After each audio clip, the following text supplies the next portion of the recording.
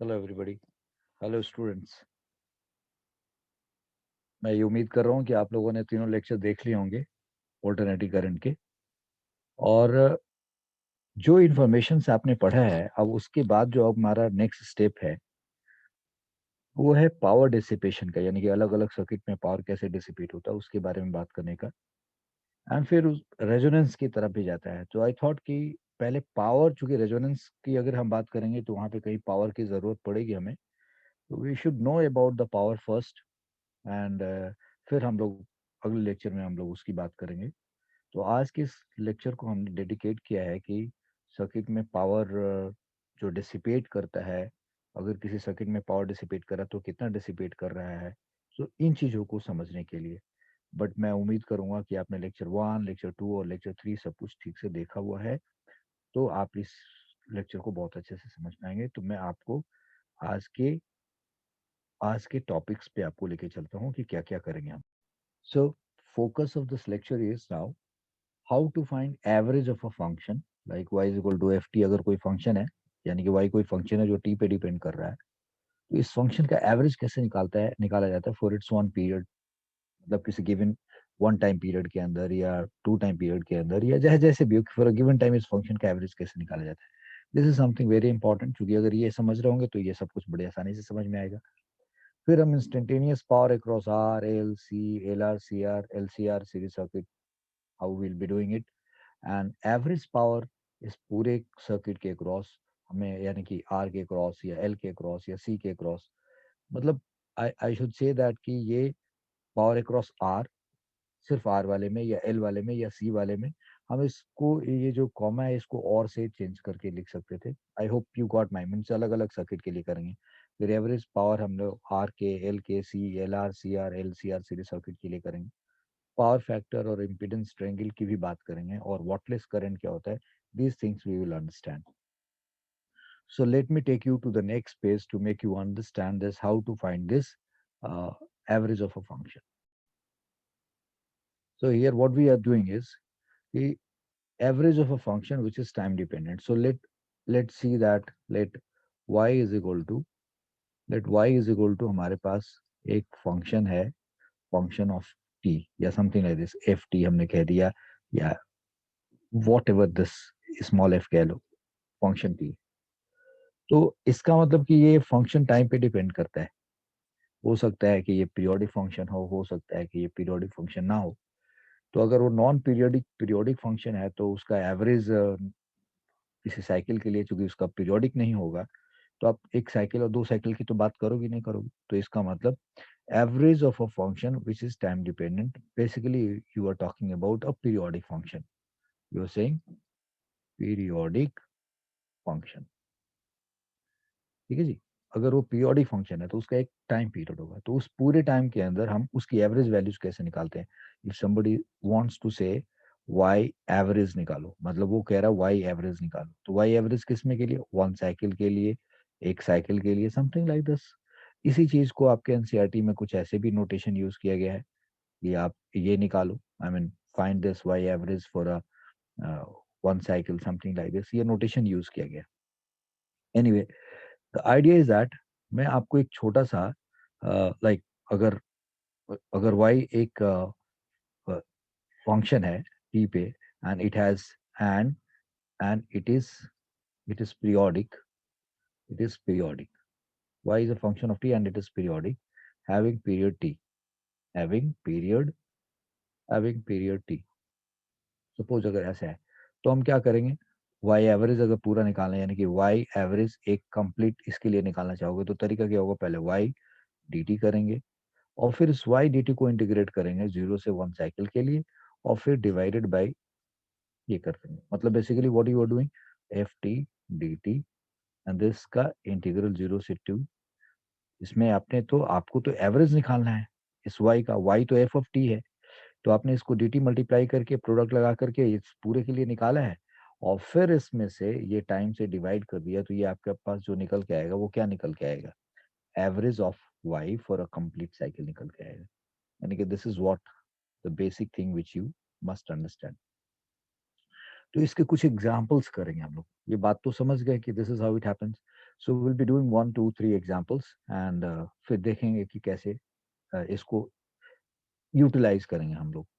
So let me take you to the this special. एक function ले लेते हैं. सो पहला एग्जांपल लेते हैं. लेट सपोज एग्जांपल 1 हमने ले लिया and C y is equal to I से साइन ओमेगा टी. सपोज कोई मैंने ऐसा फंक्शन ले लिया y is equal to sine omega T, तो डेफिनेटली साइन ओमेगा टी है. So you know it is a periodic function, sinusoidal function है, periodic function है.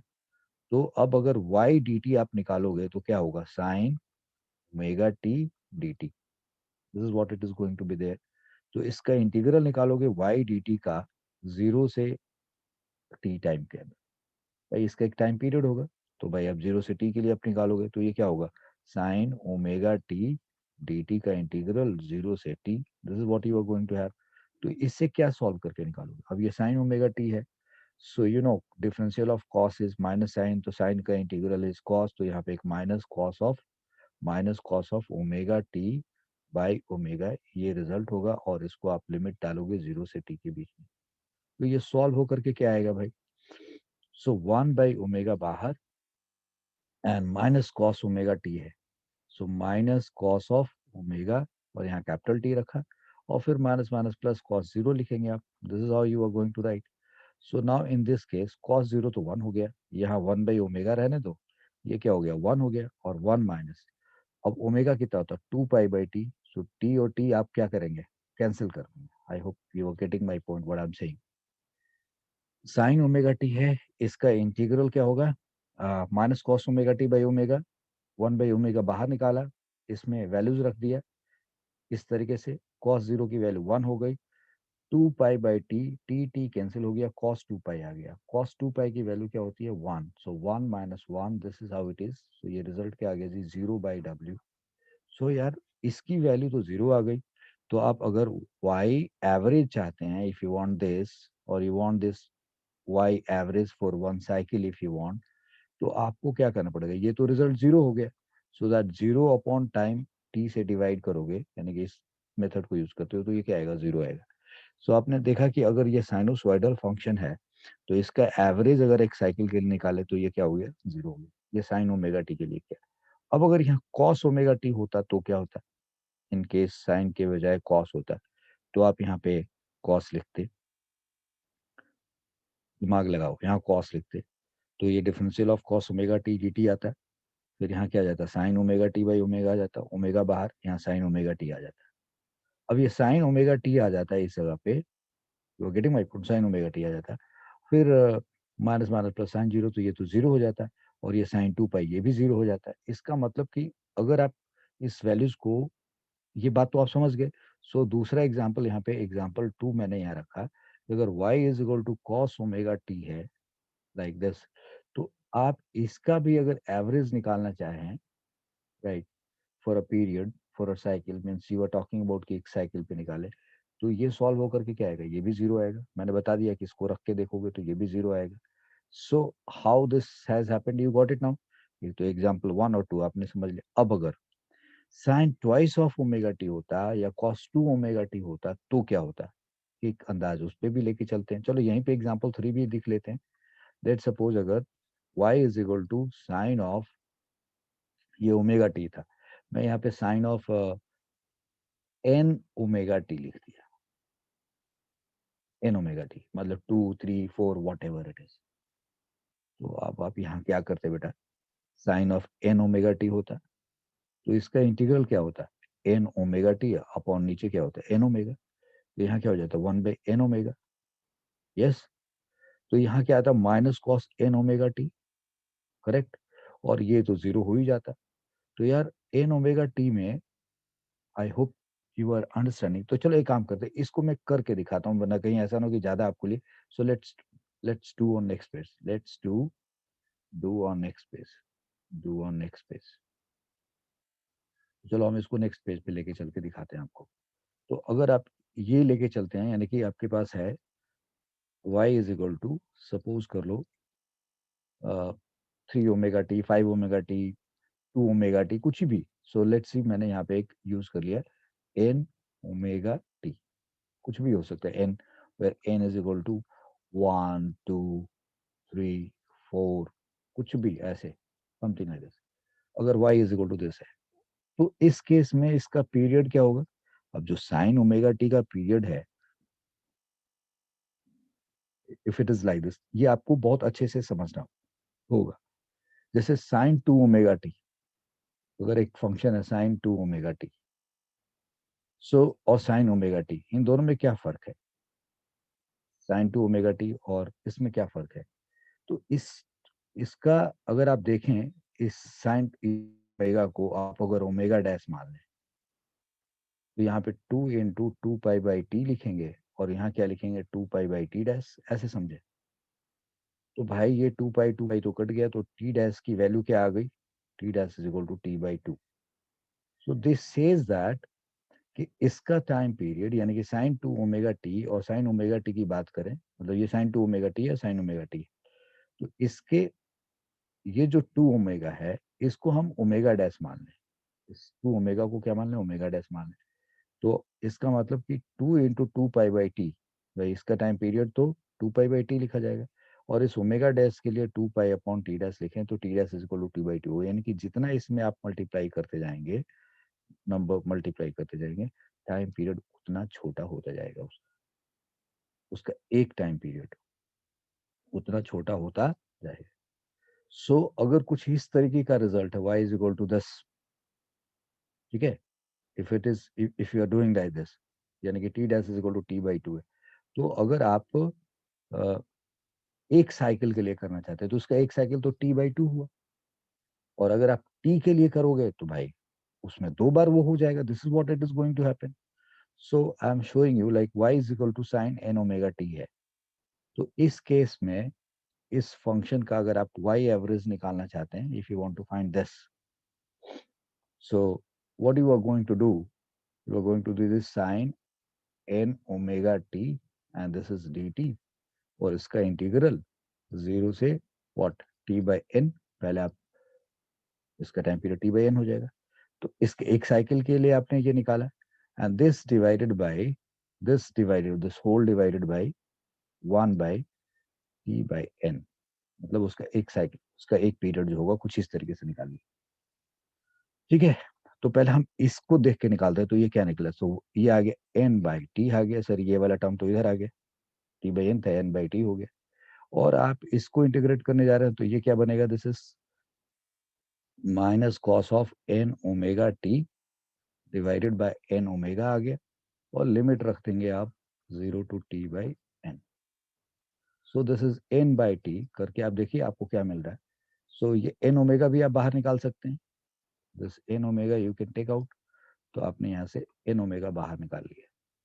So this is this is 1/n omega बाहर निकाल लिया। अब इसमें ये t/n है, तो minus cos of n omega, और इस t के जगह पे t/n रख दिया। This is what you have done it, okay, and minus minus plus cos 0, this is what it is now. अब बच्चे आपको ये बात समझ में आनी चाहिए, यस। तो अगर आप इसको समझना चाह रहे हैं, तो आपको पता है कि ये एन कट गया, ये रिजल्ट क्या आएगा जी, और यहाँ से भी ये एन कट गया, ये क्या आ गया? ओमेगा टी आ गया, 1/ओमेगा टी आ गया। ये क्या बचा? Minus cos of what, N N cut गया, ये ओमेगा टी हो गया, प्लस कॉस 0 हो गया।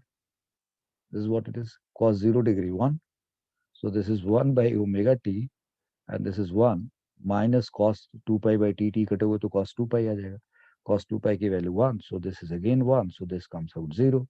सो इसका मतलब क्या देखा आपने, कि अगर ये वाला फंक्शन है, इसका t/n के लिए 0 हुआ, तो अगर t टाइम के लिए निकालोगे, मतलब मीन्स n साइकिल के लिए निकालोगे, तब भी क्या आएगा? 0 होएगा। I hope you understood. So अगर सिमिलरली हम cos ओमेगा के लिए करें, एग्जांपल 4 यहाँ से देखें, cos of n omega t लेके चलेंगे, so y is equal to this. तो अगर ये भी, इसका भी एक पीरियड होगा, उस पीरियड के अंदर इसकी वैल्यूज -1 टू +1 होगी, तो वो तो एवरेज अगर आप निकालोगे तो यार वो तो 0 हो ही जाएगा। If anything of this nature, for certain thing it will be positive, and for certain part it will be negative, तो उसका एवरेज जीरो ही हो जाएगा. So even if you this I mean do it, तो इसका भी Y average अगर निकालोगे तो ये क्या हो जाएगा, जीरो हो जाएगा. सो हमने यहाँ पे ये सीखा कि अगर ये इन टर्म भी लगा के होगा तो ये कैसे होगा. अब एक दूसरी चीज पावर करके देखते हैं, तब देखते हैं कि एग्जांपल 5 की तरफ चलते हैं, and then we understand what is this stuff. Let's suppose y is equal to sine of square omega T है. Sine of square omega T है. अब क्या करेंगे, अब will be doing this. So ठीक है, इसको पहले वाई डी टी निकालते हैं. तो वाई डी टी अगर आप निकालेंगे यानी sign square omega T D T आएगा ये. इसको इंटीग्रेट करेंगे जीरो से टी के लिए, इसको भी इंटीग्रेट करेंगे जीरो से टी के लिए. और अगर आपने इसको कैपिटल टी से डिवाइड कर दिया और इस पूरे को, ये जो फंक्शन है, यार ये डिवीजन वाला काम बाद में करते हैं. So let's remove this portion यहाँ पे. So what I mean to say that कि अब अगर आपने ये ऐसे लिखा sine square omega T D T, तो आप इसका इंटीग्रल करने इसको इंटीग्रेट करने जाएंगे तो क्या लिखेंगे आप इंटीग्रेट करके. सो will be saying okay 1 minus cos of 2 omega t by 2. This is how it is going to be. 1 minus cos 2 omega 2 by 2 and this into dt, and then you are going to do this 0 to t. So अब अगर ऐसा कर देते हैं तो ये क्या हो गया, हाफ आ गया, 1/2 dt आ गया. एक तो ये इंटीग्रल बनेगा 0 से t के बीच में, और एक दूसरा इंटीग्रल क्या बनेगा जी, 1/2 इसका भी बाहर, cos of 2 omega t, cos of 2 omega t and 0 to t, and this is dt. Correct. अब जरा दिमाग लगाइए, हाफ डी टी है, ये हाफ तो बाहर आ गया, और इस डी टी का इंटीग्रल क्या हो जाएगा, टी हो जाएगा. सो this is T minus zero, आप ऐसे रख दिए, टी माइनस जीरो ये रख दिया, -1/2. और अभी आपने क्या पढ़ा, cos 2 ओमेगा डी टी की वैल्यू जीरो से टी के बीच में निकालोगे तो क्या आएगा, जीरो आएगा. That's what we know. अभी अभी हमने किया ना, cos 2 ओमेगा टी, लाइक मैंने बताया यहाँ पे 2 साइन के लिए हमने किया, तो अगर यहाँ 2 के लिए भी करते तभी वो हमारा रिजल्ट क्या आ जाता, जीरो के लिए आ जाता. So this will become zero. तो ये क्या निकल गया है जी, हाफ, हाफ टी निकल गया है. तो अब अगर आप वाई एवरेज चाहोगे ये निकालना for a complete cycle, means you are talking about this to find this, तो इसका मतलब you are saying Y D T का इंटीग्रल निकालो जीरो से टी, और अपॉन इसको टी से डिवाइड करो. That's what. ये थोड़ा ठीक से लिखा हुआ लग नहीं रहा है, मतलब, तो इसको ठीक से लिख देते हैं. So what I mean to say is कि आई एम सेइंग कि जीरो से टी, जीरो से T sine square omega T D T. This what I mean to say. ये साइन स्क्वायर ओमेगा यानी कि इस पूरे फंक्शन का जीरो टू दिस ये निकाल के टी से डिवाइड किया. समझ में आया मैंने क्या कहा आपको, भाई आप ये कह रहे हैं, ये निकाला अभी तक आपने. अब अगर आप ये निकालना चाह रहे हैं तो आपको ये पूरा जो निकाला है आप ऑन दिस करोगे, और ये जो सॉल्व किया आपने ये कितना है, हाफ टी के बराबर, और ये कितना है टी, तो ये सॉल्व हो गया कितना आ गया, 1/2. तो क्या अब ये याद रखना आसान होगा कि अगर साइन स्क्वायर ओमेगा टी कोई फंक्शन है और उसको कोई एवरेज निकाले फॉर कंप्लीट साइकिल, यानी कि साइन स्क्वायर ओमेगा टी का बार, और ये कहे कि मैं एक साइकिल के लिए निकालना चाहता हूँ, तो ये क्या आएगा, 1/2 आएगा. क्लियर है पॉइंट, यस. अच्छा सर, अगर ये कॉस स्क्वायर ओमेगा टी होता तब क्या हो जाता, भाई कॉस स्क्वायर ओमेगा टी होता तो 1 + cos 2 omega t/2 लिख करके आप सॉल्व करते, यहाँ साइन माइनस की जगह प्लस आ जाता. तो इसका मतलब कि आप एग्जाम्पल 6 की बात कर लें, तो if will say that if y is equal to, example 6 की बात करें, अगर y is equal to cos square of omega T है, तो उस केस में y डी टी का इंटीग्रल जीरो से टी अपॉन टी करना, मतलब आपने y का एवरेज निकाला है, दिस नोटेशन, और you can say y average निकाला for a complete cycle, something like this. तो ये क्या आएगा, this has to be there. जैसे आपने इसको निकाला हाफ टी, ऊपर ये सॉल्व होकर के हाफ टी प्लस जीरो था, तो भाई ये क्या है, half T plus zero that is 1/2. Half T minus zero, half T minus zero that is half T. तो वहां पे सॉल्व करोगे तो क्या होगा, half T plus zero, means you will be saying half T plus zero divided by T. Solve होकर के क्या आएगा, 1/2 ही तो आएगा. सो ये भी आपको समझ में आना चाहिए कि, एक minute, yes.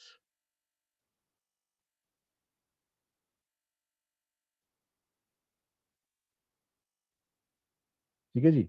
So idea is कि हमने ये भी देख लिया, ये भी देख लिया।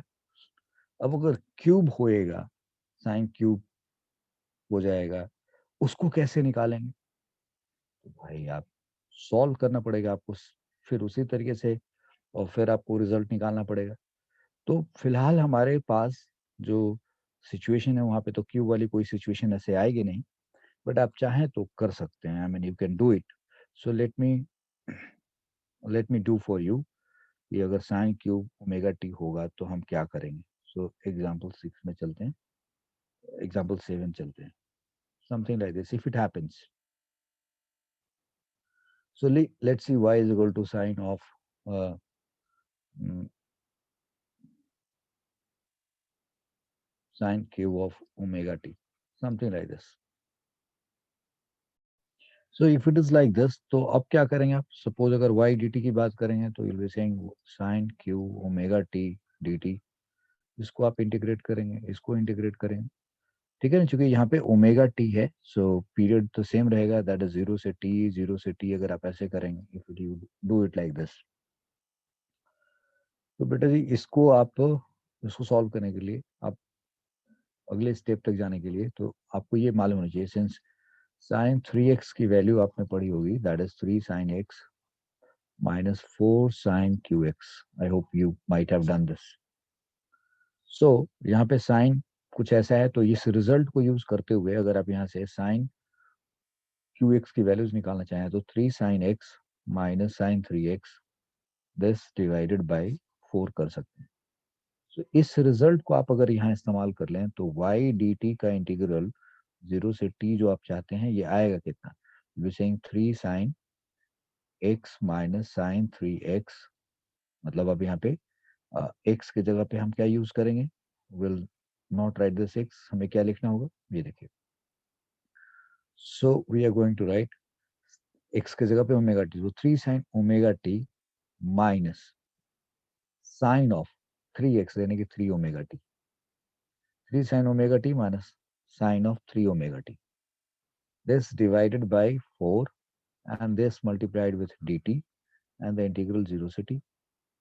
तो अब आपके पास ये क्या इंटीग्रल है?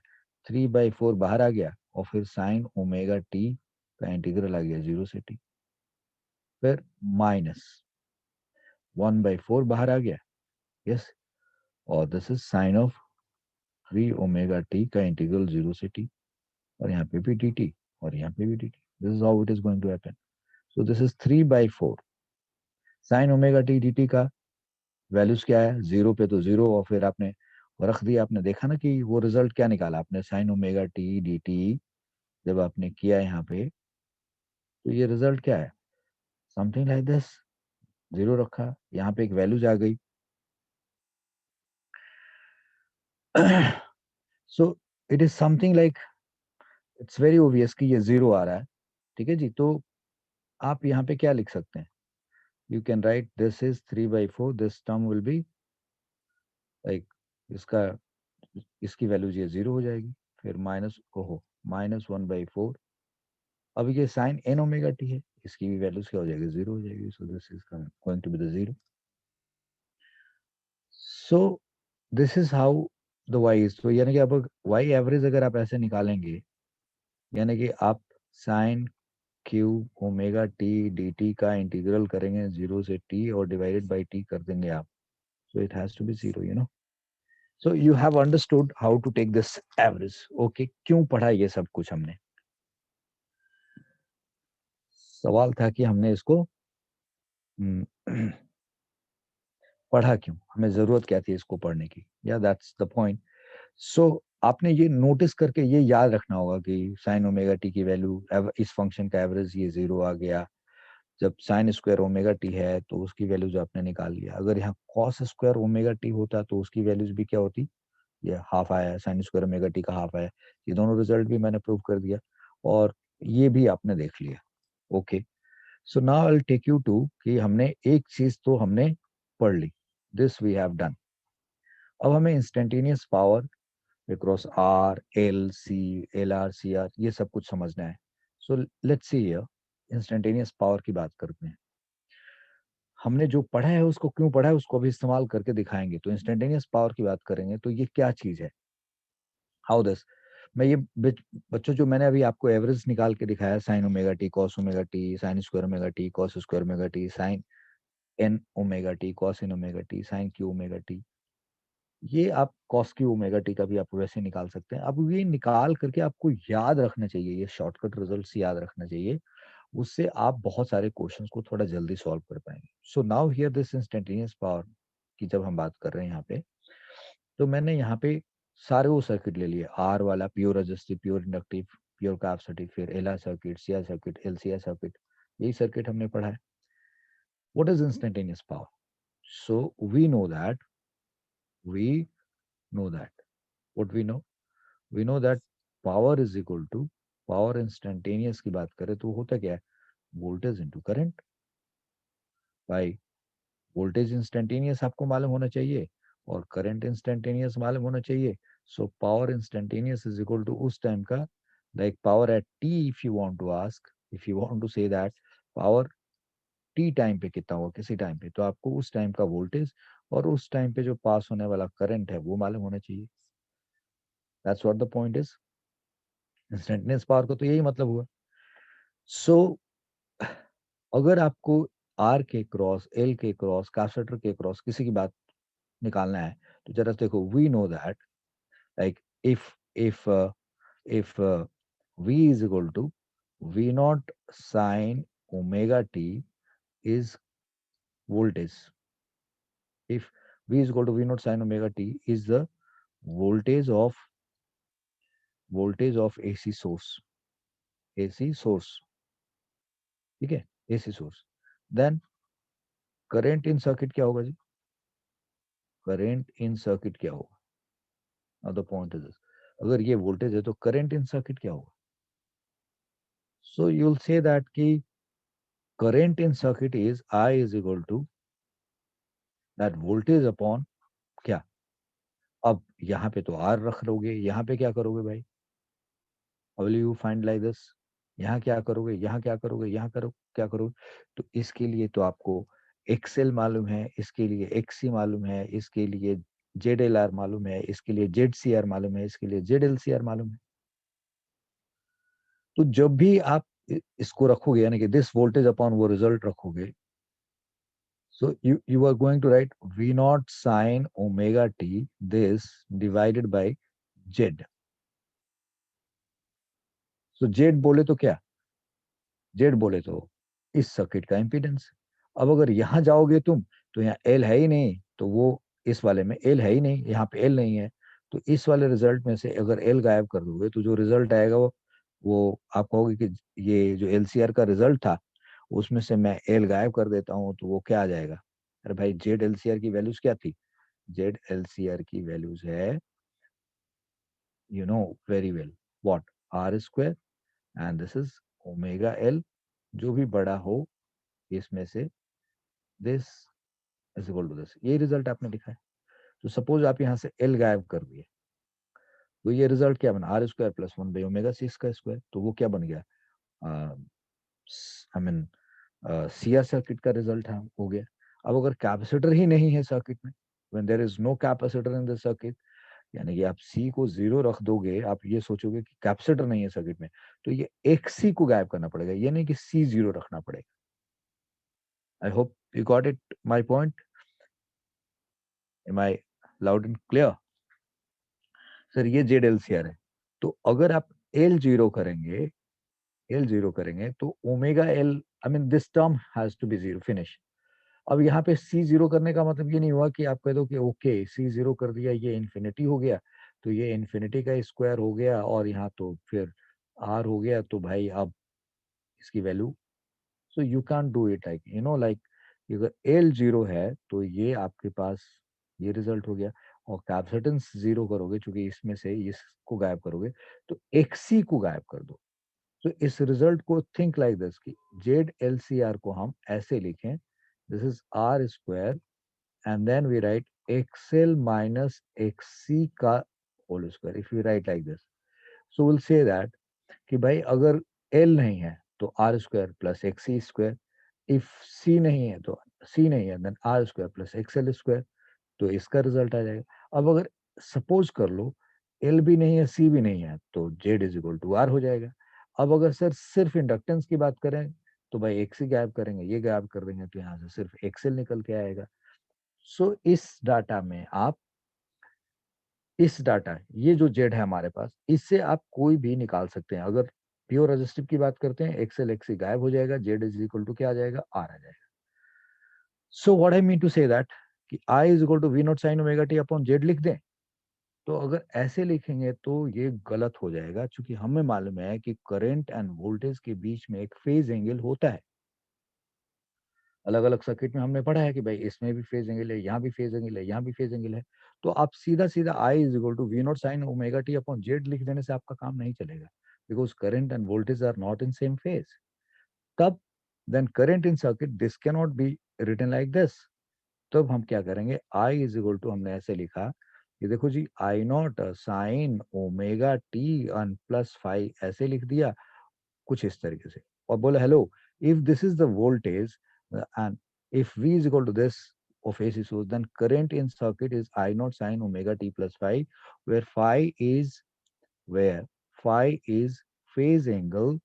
ध्यान से समझना बेटा, phase angle between voltage and current, voltage and current, current and voltage के बीच का फेज एंगल है। यहाँ पे ये फेज एंगल 90 डिग्री का है, यहाँ भी ये फेज एंगल 90 डिग्री का है, यहाँ ये फेज एंगल हम लोगों ने पढ़ा है 10 five is equal to 10 inverse omega L by R होता है, यहाँ पे five is equal to 10 inverse 1 by X C by R that is 1 by R omega C होता है। यहाँ पे हम लोगों ने फाइव पढ़ रखा है कि कैसे X L minus X C divided by R का टेंजेंट होता है 10 इनवर्स ऑफ दिस।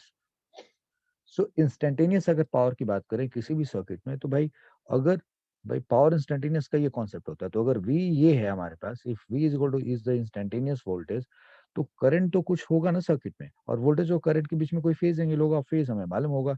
तो इन दोनों को अगर आपस में हम मल्टीप्लाई कर देंगे तो इससे हमारा क्या आ जाएगा, पावर इंस्टेंटेनियस आएगा। सो पावर इंस्टेंटेनियस का बेसिक फॉर्मूला आपके लिए क्या बन जाएगा, this power instantaneous is now V naught sine omega t. This is what you can write, and I naught sine omega t plus phi. That's what you can think of. यानी कि this is V naught I naught sine of omega t and sine of omega t plus phi। जो भी भाई phase angle होता होगा, ये थोड़ा पास में आ गया। Okay, look at this here. So we can say that sine of omega t plus five like this, ऐसे क्लोज कर। ये पावर इंस्टेंटेनियस का आपके पास फॉर्मूला हो गया।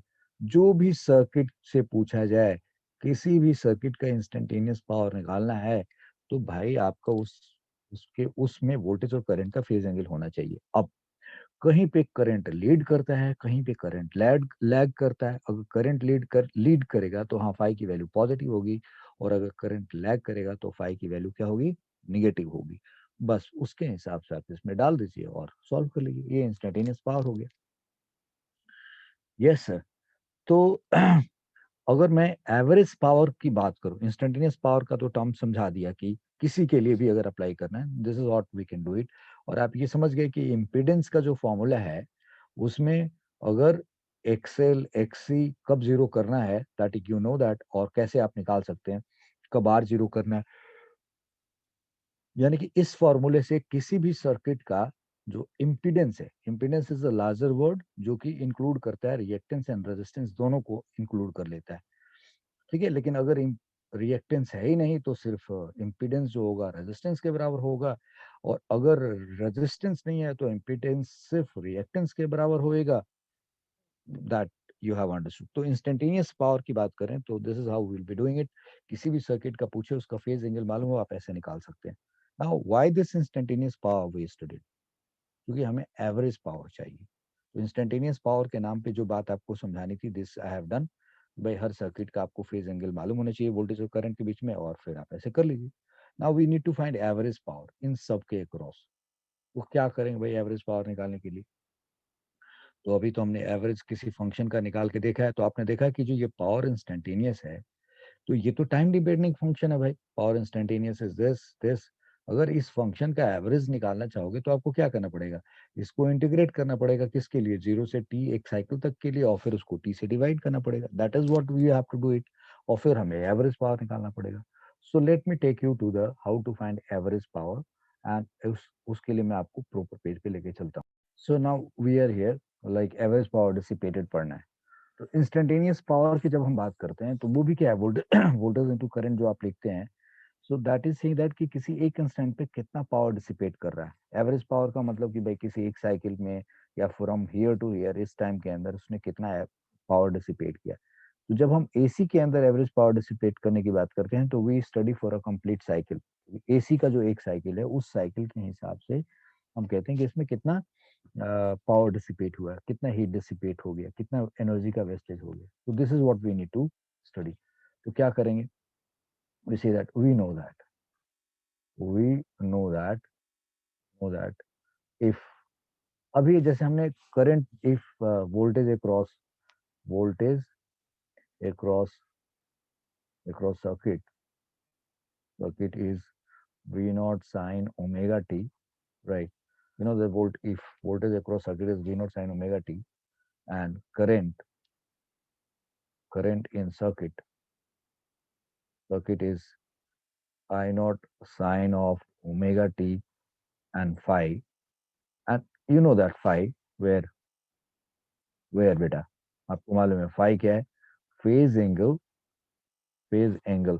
अब देखो इसमें यहाँ करंट के इसमें लिखा हुआ है 5, तो ये 5 प्लस भी हो सकता है और माइनस भी हो सकता है. अगर प्लस होगा तो इसका मतलब करंट लीड करेगा, माइनस हो गया तो वो वोल्टेज से लैग करेगा. 5 is phase angle between between voltage and current, voltage and current, voltage और करंट के बीच का फेज एंगल के बारे में बात करता है. तो जरूर ना. All right, and I naught हमारा क्या है भाई, this I naught is equal to we know that is V naught upon Z. And ये लार्जर मीनिंग है. दिस जेड को कैसे अलग अलग सर्किट में हम लोग यूज करेंगे. जेड हमारे पास क्या है भाई, that is R square, and this is XL, this XC, and इसका स्क्वायर है. ये हमारे पास जेड की रिजल्ट है. इस जेड को हम लोग चेंज कर सकते हैं. This is what we know about it.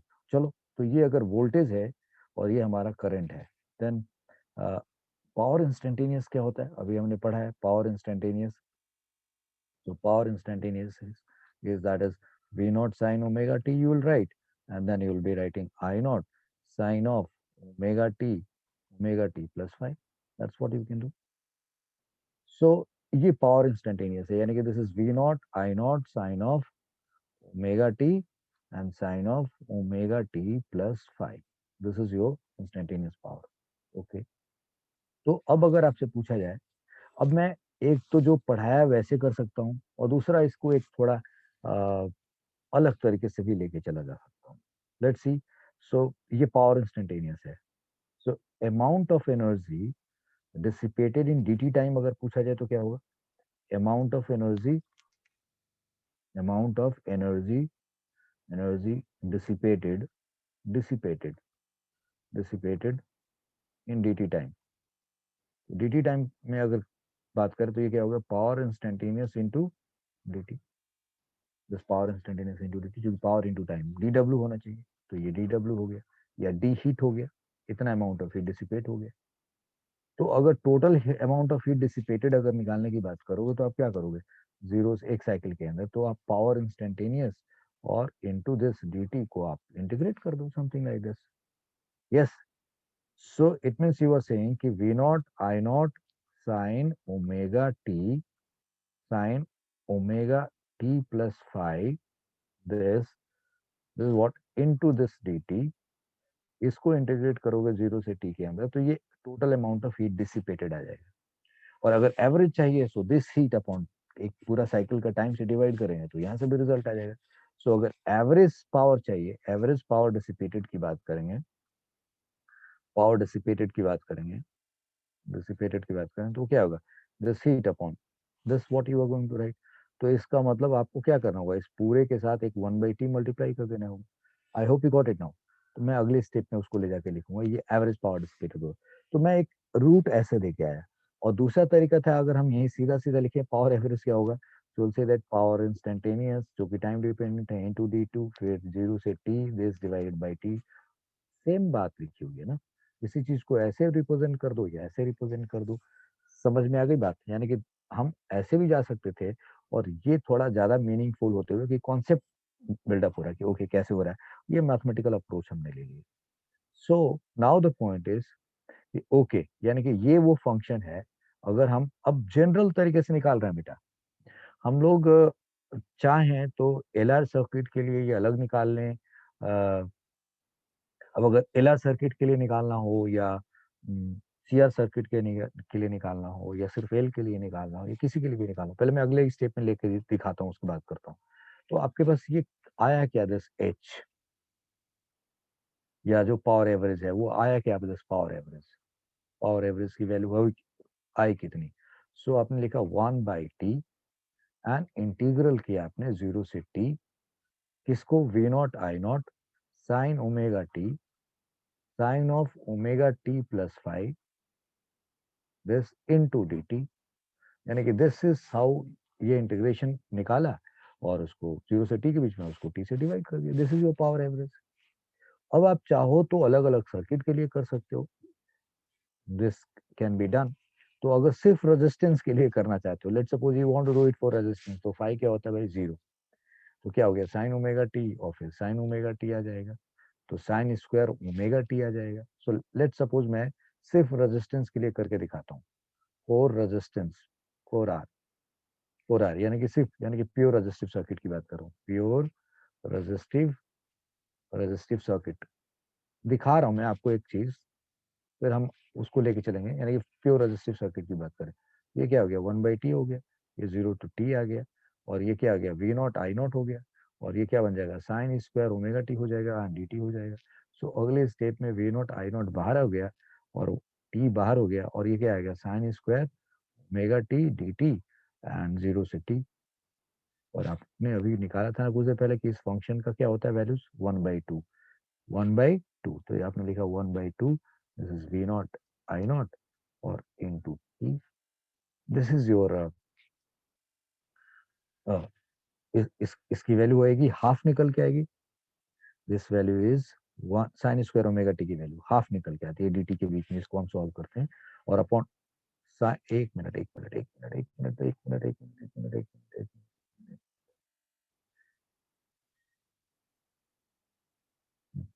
सो इस पूरे की value sign square omega t upon T, इस पूरे की value this comes out half, sign square omega t upon ये इस दिस अपॉन टी की वैल्यू हाफ होता है, ठीक है ना, ये गलती हो जाती है। तो यहाँ पे दिस, ये जो रिजल्ट है दिस अपॉन टी करेंगे तो ये क्या आ जाएगा 1/।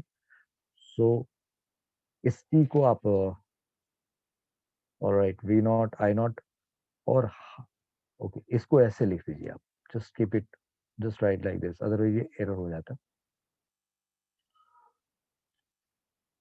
Look at this guys. So what I mean to say is कि आप इसको ऐसे लिख दीजिए। So now this is V not I not और ये साइन स्क्वायर ओमेगा टी 0 से t and this is D T upon T है, ये पूरा सॉल्व होकर के हाफ आता है। So half V not I naught, ये आपका एवरेज पावर हो गया रेजिस्टेंस के केस में। तो हम चाहें तो इसी चीज में हर बार करके सबका निकाल सकते हैं। तो मैं इसको और भी आसान बना देना चाहूंगा, लाइक अगर आप सिर्फ एक और छोटा सा लाइक फॉर एल करना चाहें, हम लोग सिर्फ प्योर इंडक्टिव के लिए करना चाहें, प्योर इंडक्टिव मैं आपको दिखा दे रहा हूँ, मतलब हाउ प्योर इंडक्टिव सर्किट के लिए आप करना चाहेंगे, तो उस केस में ये रिजल्ट क्या होगा, हाउ दिस। तो प्योर इंडक्टिव सर्किट के अंदर आपको मालूम है वोल्टेज लीड करता है और करंट लैग करता है, यानी कि यहाँ फाई जो होता होगा यहाँ माइनस में होगा, और वो कितना होता है 90 डिग्री।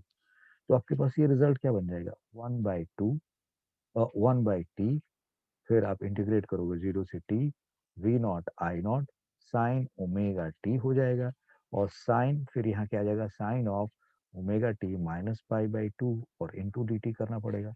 अगला स्टेप करोगे 1/t, यस, और वी नॉट आई नॉट यहाँ से बाहर निकाल लो बेटा, वी नॉट आई नॉट यहाँ से बाहर निकालो अपॉन टी कर दो, फिर 0 से t रखो आप ऐसे, यहाँ आ गया साइन ओमेगा टी आ गया, और साइन ओमेगा टी -π/2 को हम ऐसे भी लिख सकते हैं sine of pi by two minus omega T और इनटू डी टी, और चूंकि यहाँ पे चेंज किया तो यहाँ एक माइनस साइन यूज कर लेते हैं, तो let me use a minus sine here. मैंने यहाँ पे एक माइनस साइन इस्तेमाल कर लिया क्योंकि हमने इसको चेंज किया ऐसे। तो अगले स्टेप में हमारे पास ये minus V not I not by T हो गया। यस, और यहाँ पे क्या है, और एक काम करते हैं, एक टू यहाँ नीचे मल्टीप्लाई कर देते, टू नीचे मल्टीप्लाई कर दें, टू ऊपर भी मल्टीप्लाई कर दें, टू साइन ओमेगा टी, और ये आ गया कॉस ओमेगा टी, एंड ये डी टी, और लिमिट क्या हो गया, 0 से t. So this is your minus V not I not upon two t आ गया, और ये क्या बना, sine two omega T D T, और इसका इंटीग्रल 0 से टी। अब तुम्हें पता है कि दिस कम्स आउट 0, ये 0 से टी के बीच में आप करें, और ये रिजल्ट क्या होता है, 0 होता है। अभी मैंने इसका एवरेज आपको करके दिखाया है। सो दिस आई मीन इसका इंटीग्रल निकाल के दिखाया कि इसका इंटीग्रल 0 होता है। तो इफ दिस इज 0, सो ये क्या हुआ, minus V not I not upon two into T into 0, so लो भैया 0 होगा। सो गाइज, आपके पास इंडक्टर के केस में डिसिपेटिव पावर एवरेज क्या होता है, 0। समझ गया मेरी बात?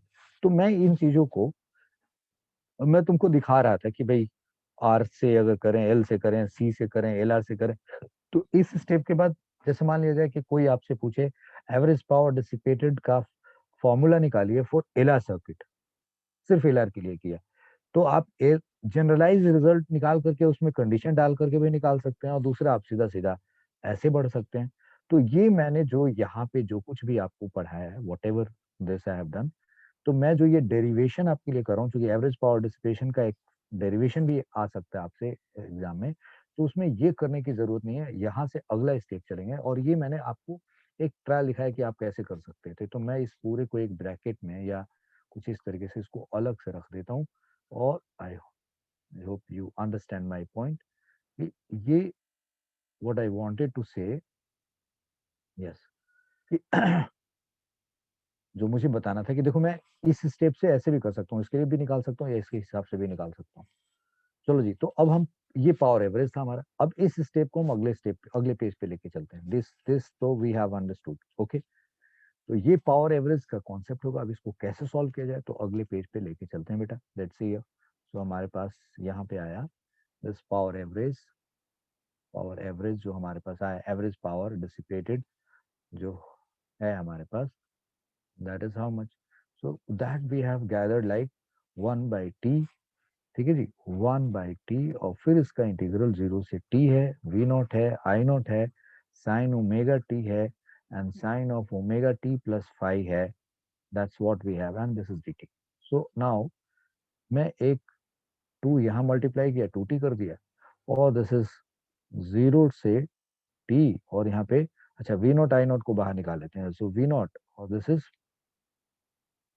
इसको हमने ऐसे लिख दिया कि this is v not I not. समझ गए बच्चा?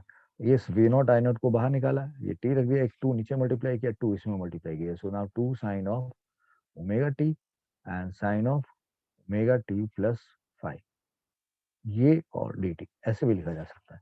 तो आप गौर से देखो, ये two sine A sine B का कुछ कॉन्सेप्ट है, तो this is two sine A sine B, two sine A sine, two sine A sine B, ये किसका फॉर्मूला होता है? If I say very properly, cos of A minus B और minus cos of A plus B करें, तो ये क्या result आता है? How much this result is going to be there? This is cos A cos B minus sine A sine B, कुछ ऐसा आएगा रिजल्ट। अच्छा, अगर मैं cos of A plus B, एक minute, cos A cos B and then, या, तो cos A cos of A minus B, so this result is going to be there, cos A cos B minus sine A, minus है तो यहाँ plus sine A sine B, ठीक है जी, और यहाँ पे ये पूरे के साथ यहाँ प्लस है, तो you know this is cos A cos B and फिर minus sine A sine B, correct, ऐसे रख दो बेटा साइन बी, और इसको आप सॉल्व करोगे तो ये आ जाएगा टू ए साइन बी। तो ये मैंने आपको रिजल्ट यहाँ पे इस्तेमाल करना है। जो बच्चे ट्रिगो वगैरह भूल गए होंगे उनको हेल्प के लिए मैंने यहाँ बता दिया। तो इसको हम ये जो रिजल्ट है इसको, क्योंकि अब इसको इंटीग्रेट करना है, तो इंटीग्रेट करने के लिए जो रास्ता निकालना पड़ेगा उस रास्ते की बात कर रहा हूँ। तो दिस 2a sin b के फॉर्मेट में है, तो इसको हम ऐसे लिखना चाहेंगे, we want to write like this. तो सर किसको a मानोगे, किसको b मानोगे, तो यहाँ पे a माइनस बी भी करना है, तो अगर इसको a मान ले और इसको b मान ले, if we take this as a and this as a b, तो हम फायदे में रहेंगे। तो अब हम क्या करने जा रहे हैं, so this is V not I not upon 2t रखा, और इसको लिख दिया पूरे को sine cos of a minus B, so this is omega T plus 5 and minus B that is omega t. Okay, फिर minus cos of what, a plus B, यानी कि omega T plus 5 and then omega t, this ऐसे लिख दिया। तो ये पूरा result हो गया, और इस पूरे को हमने यहाँ पे एक इस तरीके से ब्रैकेट लगा के और यहाँ dt लगा दिया, और फिर इंटीग्रल कर दिया 0 से t। That's what we have done it. So अब देखो जी, ये ओमेगा टी कैंसिल होकर cos फाइव बन गया, तो एक तो आया V not I not upon 2t, और ये बना cos फाइव, और इस cos फाइव के साथ dt मल्टीप्लाई हो गया, और फिर इंटीग्रल हो गया 0 से t। एक बार ये रिजल्ट हो गया, फिर minus V not I not upon 2t लिख दिया, ये पूरा टर्म ऐसे लगा दिया, और फिर ये क्या है जी, 0 से t, and this is if you look eight cos, and ये क्या आ गया 2 omega T plus 5। Okay, 2 omega T plus 5, this is what n into dt। कुछ ऐसा रिजल्ट आ गया। अब अगर आप cos 5 यहाँ पे फेज एंगल, ये तो क्या है, फेज एंगल है ना करंट एंड वोल्टेज के बीच में, और फॉर अ गिवन सर्किट, उस सर्किट के लिए ओमेगा एल सी आर सब फिक्स है, तो 5 भी फिक्स हो जाएगा। तो यहाँ पे ये रिजल्ट क्या बनेगा, V not I not upon 2 upon T, and this cos 5 बाहर आपने निकाल लिया, cos 5 आपने बाहर निकाल लिया, dt का इंटीग्रल आपको रखना है 0 से t, that's what you are going to do, and this is minus V not I not upon 2t, और इसको अब आपको इंटीग्रेट करना है। सो बहुत ज्यादा दिमाग नहीं लगाना चाहिए, आपको सीधा सीधा पता है cos 2 ओमेगा टी का 0 से t के बीच में जब आप इंटीग्रेट कर रहे थे तो रिजल्ट क्या आ रहा था, 0 आ रहा था ना। यस, अभी मैंने आपको दिखाया है भाई, यहाँ पे देखो cos 2 ओमेगा टी, अच्छा साइन n ओमेगा टी था, तो मैंने जैसे अगर पूछा, तो अगर इसका निकालेंगे cos n omega T, I mean इसके पहले, यानी कि ये तो मैंने y एवरेज ऐसे निकाल दिया, इस वैल्यूज पे देखें, इस वैल्यूज पे, मतलब ये इस डिवीजन पे छोड़ दे, तो ये टर्म पहले जीरो आ रहा ना, उसके बाद ये डिवीजन से ये जीरो हो रहा ना, कि this is coming out zero, तो ये जीरो होएगा। अब अगर आप फिर भी नहीं मानो तो मैं उसको करके भी दिखा सकता हूँ, और मान जाओ तो सीधा सीधा जीरो रख सकते हैं। So I will say that this will become zero, this function will become zero, इसको अगर इंटीग्रेट करके डालेंगे, तो ये रिजल्ट क्या आ गया जी, वी नॉट आई नॉट, ठीक है जी, यहाँ 2 आ गया, t आ गया, cos 5 आ गया, और इसका लिमिट t आ गया, और ये तो टर्म जीरो हो गया।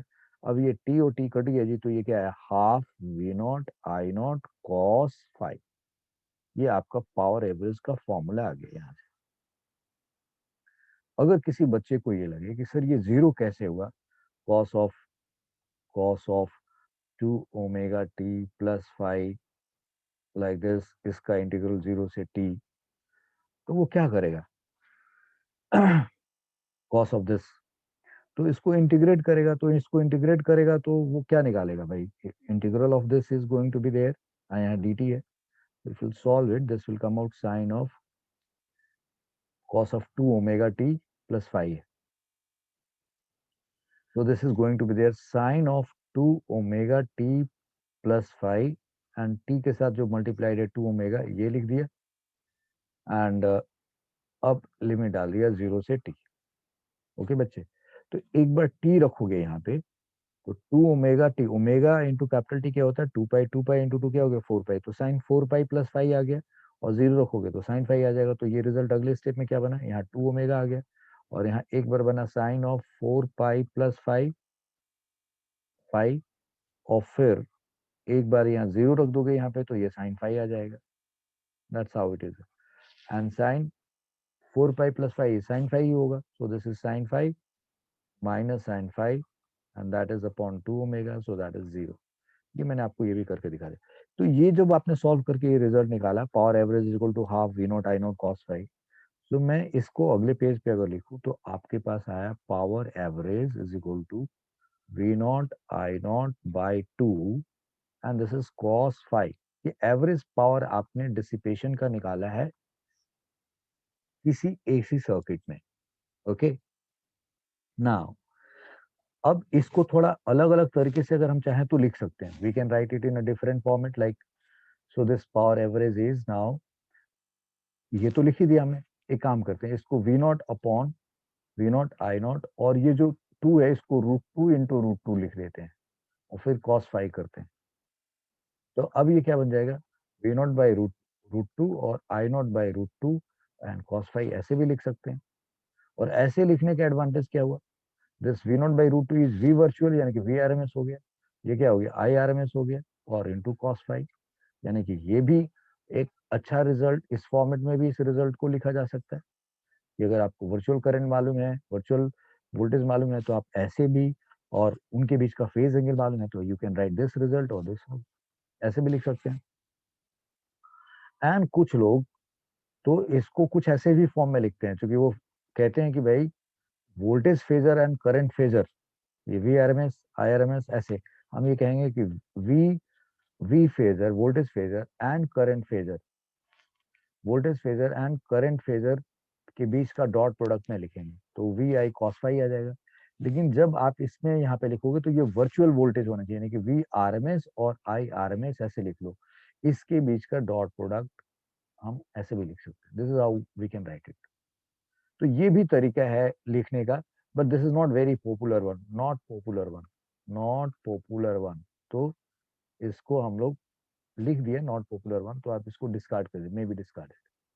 ठीक है जी, नॉट पॉपुलर वन, तो हमने अब इसको ऐसे लिख काट दिया। ये भी लिखने का तरीका है बट नॉट पॉपुलर वन, कहीं देखे तो आप समझ जाइएगा कि this is what we are trying to talk about.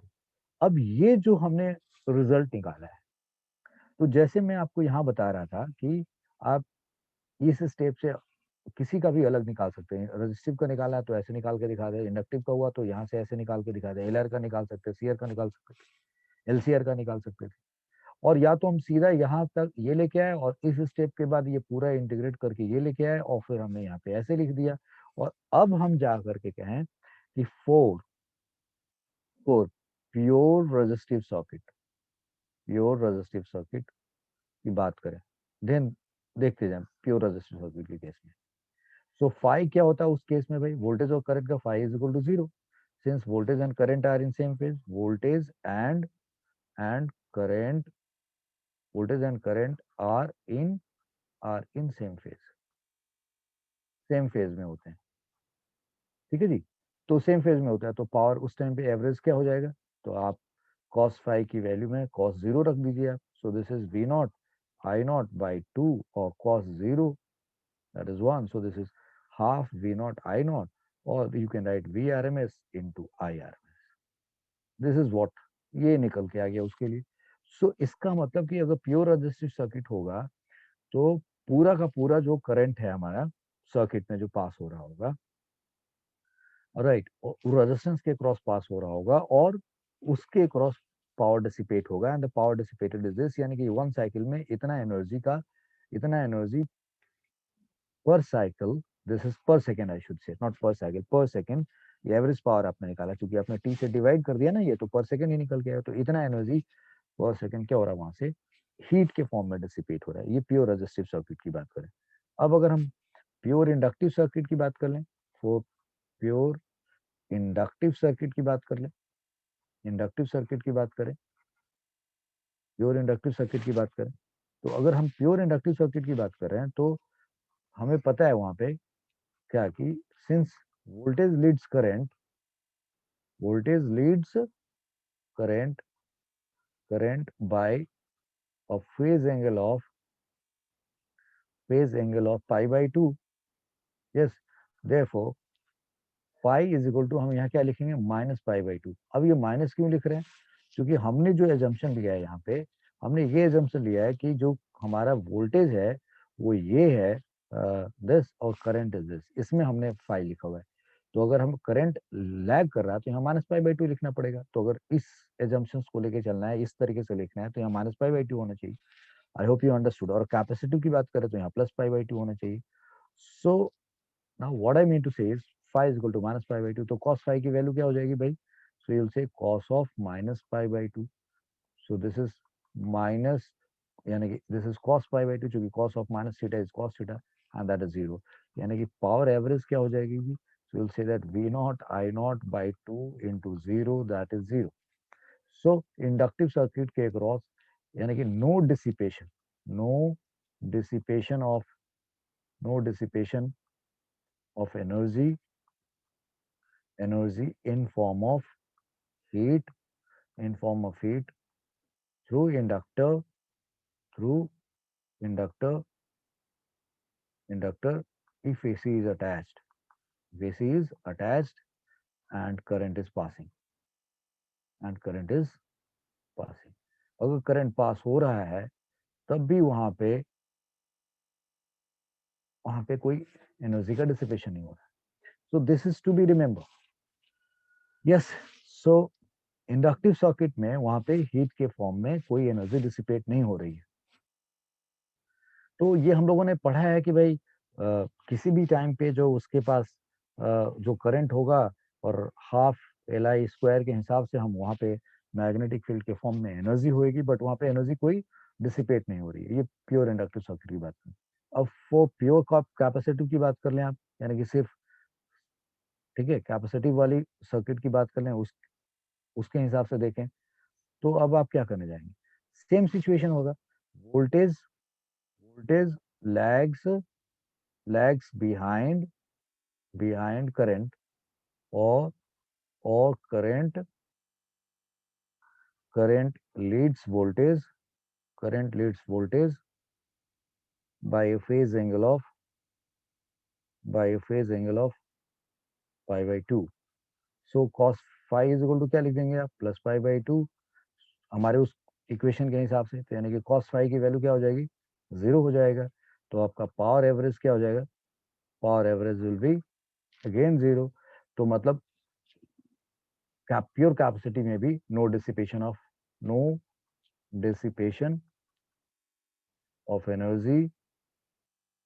Energy in form of heat. So आपने देख लिया कि इंडक्टर के क्रॉस या कैपेसिटर के क्रॉस जो करंट और वोल्टेज पास होता है, मैंने आपको ये इंडिविजुअली भी करके दिखाया प्योर इंडक्टिव वाला। ये उसमें जो वोल्टेज करंट है वो 90 डिग्री के फेज एंगल पे है, तो उनके वहां पे कोई हीट के फॉर्म में एनर्जी डिसिपेट नहीं होती है। और उसको मैथमेटिकली मैंने सिर्फ अलग से भी प्रूव करके दिखाया, और आप चाहे तो एक जनरल प्रूफ लेकर के, यानी कि आपसे सीधा ये कह रहे कि प्रूव दैट की power dissipation across inductor is 0। तो आप क्या करेंगे? इंस्टेंटेनियस पावर का इक्वेशन लिखिए, यहाँ तक आइए, फिर यहाँ से यहाँ तक आने के बाद आप ये वाला पोर्शन दिखा दीजिए, हो गया काम खत्म। प्योर कैपेसिटिव का बोलते ऐसे करके दिखा दीजिए। क्लियर है बच्चा लोग? सो आपने इंडक्टिव भी देख लिया, कैपेसिटिव भी देख लिया। अब एल आर सीरीज सर्किट की बात करेंगे, और एल आर सीरीज सर्किट की बात करें आप, एल आर सीरीज सर्किट की बात करें। सो you no in this situation, तो ये समझाने के लिए एल आर सीरीज सर्किट और सी आर सीरीज सर्किट, तो मैं आपको ना यहीं पे इसको समझाने के लिए इम्पीडेंस ट्रायंगल की बात करूंगा। किसकी बात करूंगा? इम्पीडेंस ट्रायंगल की बात करूं। So what is impedance triangle? तो मैं आपको इस जगह पे इम्पीडेंस ट्रायंगल पढ़ा देता हूं मैं।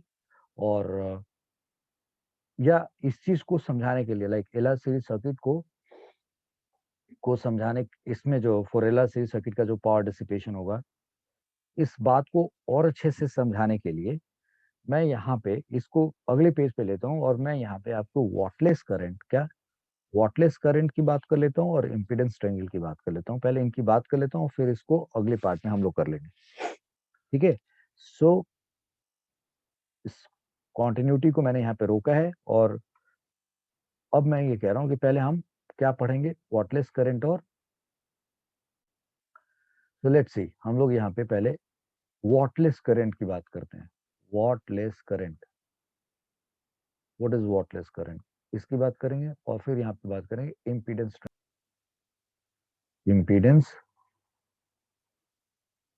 ट्रायंगल क्या चीज है भाई। तो सी माय डियर बच्चा लोग, आप जब भी आप फेजर डायग्राम बना रहे थे वोल्टेज करंट का और रिजल्टेंट निकाल रहे थे,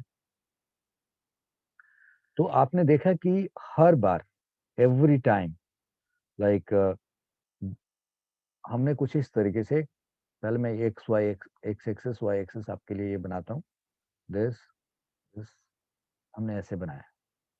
और फिर हमने कहा कि लुक, ये हमारा अ, ये हमारा करंट फेजर है। कौन सा? करंट फेजर है। ठीक है जी, ये करंट फेजर है। और अगर उस सर्किट में रेजिस्टेंस है, अगर उस सर्किट में रेजिस्टेंस है तो अगर उस सर्किट में रेजिस्टेंस है तो एक काम करते, पहले इसको यहां रखते हैं। And I am saying that कि अगर उस सर्किट में रेजिस्टेंस है तो उस रेजिस्टेंस के क्रॉस क्या आएगा भाई? रेजिस्टेंस के क्रॉस वोल्टेज होएगा, and that voltage is V R something like this. ये हमारा वी आर फेजर हो गया। और हम लोग यहाँ करते क्या थे? अब इस करंट फेजर को उठा के यहाँ रख रहे। So what I mean to say that कि हमें ये पता था कि अगर ये हमारा करंट फेजर है और ये हमारा वी आर फेजर है, करेक्ट? तो जो वीएल होगा वो इस पे होगा, और वीसी होगा तो वो इधर होगा। That's correct. और अगर सिर्फ वीएल है तो वीएल और वीआर का रिजल्टेंट बनाते थे। तो अगर सिर्फ वीएल है, let's suppose only VL is there, सिर्फ ये वीएल है, और फिर मैं बोलूं कि भाई आप ये जो आप बनाते थे इस तरीके से, look at this here, this. और अब आप कहते थे कि देखो ये जो हमारा बनेगा ये रिजल्टेंट फेजर होगा हमारे लिए। कुछ ऐसा करते थे हम लोग। सो ये जो वी आर फेजर है और ये वीएल फेजर है, सिर्फ ये दिखाने के लिए, और ये 90 डिग्री है, okay, you know this is VL phasor, और ये एंगल फाई। तो आपको पता था कि जो ये वी आर है ये है होता कितने के बराबर था? What is this V R? तो V R is equal to I R. और ये वीएल कितने के बराबर होता था? तो आप इसको लिखते थे आई इंटू एक्सएल। और फिर ये क्या बनता था आपका? ये रिजल्टेंट वोल्टेज बनता था, this is what I into, आप इसको क्या लिखते थे भाई? उस सर्किट का जेड हुआ करता था, Z L R, I into Z. तो ये जो इम्पीडेंस, यानी कि if you look at this, V R, V L, इन सब में करंट मल्टीप्लाइड है। तो अगर मैं इसका एक कुछ इसी चीज को कुछ ऐसे दिखाऊं, if I show like this, बिना ज्यादा एक, एंड फिर समथिंग लाइक दिस, और फिर ये कुछ जमा नहीं, यहाँ से इसको हटा दो वरना, ओके, समथिंग ऐसे, और फिर मैं बोलोगे ये ऐसे रिप्रेजेंट कर दे। So if you do it like this, so बच्चों ये है क्या? If you say this is R and you say this is XL, या एक्सएल आपने कह दिया, मतलब इसी चीज को ऐसे निकालो, और ये जेड होगी, तो ये क्या निकला? फाई होगी। और दिस, इस ट्रायंगल में, ये ट्रायंगल इंपिडेंस ट्रायंगल क्यों कहला रहा है? क्योंकि इस आर और इस एक्सएल का जो रिजल्टेंट है, यानी कि दिस इज आर स्क्वायर और ओमेगा स्क्वायर एल स्क्वायर, इसको हम लोग, ओमेगा स्क्वायर एल स्क्वायर, इसको हम लोग इंपीडेंस ट्रायंगल कहते हैं। This is called impedance triangle. So what is impedance triangle? So a vector triangle or a phasor triangle, where where impedance, I mean resultant voltage phasor and current phasor के बीच का phase angle represent होता है, तो this is called impedance triangle. और a phasor triangle where uh, resultant impedance is obtained as a resultant of perpendicular and base का जो resultant है उससे जो निकलता है उसको हम लोग इम्पीडेंस ट्रायंगल कहते हैं। So if we have to define something like what is impedance triangle,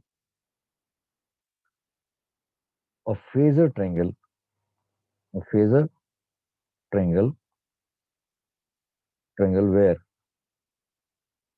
hypotenuse of phasor right angle triangle, ठीक है ना, a phasor right angle triangle where hypotenuse or represent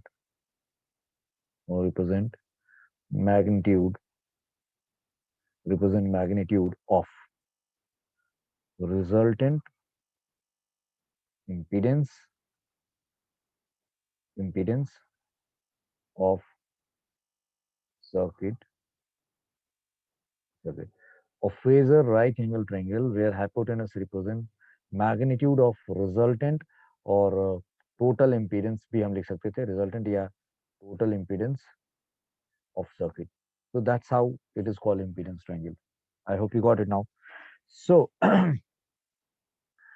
अगर ये एक्सेल का एग्जांपल लेके दिखाया है तो ये एक्सेल भी हो सकता है, ये एक्सी भी हो सकता है, ये एक्सेल माइनस एक्सी भी हो सकता है. तो दिस इज, और ऐसे लिख सकते हैं, और एक्सी और XL minus XC, something like this, कुछ भी हो सकता है, ये भी हो सकता है, ये भी हो सकता है, ये भी हो सकता है. तो इसको हम इंपीडेंस ट्रायंगल कहेंगे. समझ गए what is impedance triangle? Alright. Now what is wattless current? तो वॉटलेस करंट की अगर हम बात करें तो मैं सपोज कर लो कि ये आपके लिए, again we take this X Y axis पे, हम लोग पहले इसको डिवाइड करते हैं लाइक दिस, लाइक दिस. और अब हम कह रहे हैं कि भाई सपोज कर लो कि आपके पास एक करंट फेजर है, there is a current phasor and that current phasor is represented like this. ये करंट फेजर है, थोड़ा इसको मोटा लाइन लेके दिखाते हैं. लेट्स सी, ये करंट फेजर, ये करंट फेजर है, और आपका जो वोल्टेज फेजर है वो समथिंग लाइक दिस, ऐसे हो कुछ, ये वोल्टेज फेजर है. ठीक है जी, ये आपका, ये करंट फेजर है और ये वोल्टेज फेजर है. हम इस चीज को दूसरे तरीके से भी बना सकते हैं. मैंने यहाँ बोला कि ये हमारे लिए करंट फेजर है, ये हमारा करंट फेजर है जी, और ये हमारा वोल्टेज फेजर है, और हमें पता है कि इनके बीच के एंगल फाई है, दैट इज फेज एंगल. तो मैं इस, अब देख रहे हैं कि करंट एंड वोल्टेज के बीच में ये फाई फेज एंगल है, तो इस करंट को दो पार्ट में रिजॉल्व कर सकता हूँ मैं. I can resolve this current in two parts. तो अगर मैं इस करंट को दो पार्ट में रिजॉल्व करूंगा तो वो कैसा दिखेगा, what kind of that will be. तो मैंने इसको दो पार्ट में रिजॉल्व किया इस करंट को. So how we are doing it, हम सेइंग दैट लुक, एक ये कंपोनेंट ले लो और एक कंपोनेंट कुछ इस तरीके से ले लो. एक करंट हम ऐसे ले लेते हैं लाइक दिस.